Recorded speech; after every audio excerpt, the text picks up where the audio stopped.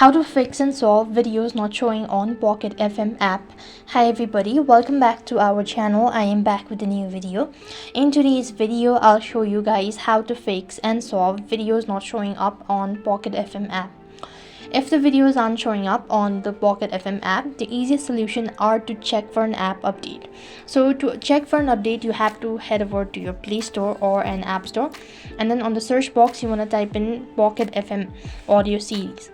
When you see here update, then press on it and wait for a couple of seconds and try opening it. That should be able to fix it. So however, if the issue or updating doesn't seem to be working out, then what else you could also try is that you could try clearing your cache as well as data. For that, you want to go ahead and long press the application that you recently installed, that is Pocket FM, and go to app info section. While you're on this page, you want to go to storage and cache, and then you want to click on clear cache as well as clear storage. Click on clear storage. It's going to delete all your data, but this method will actually work.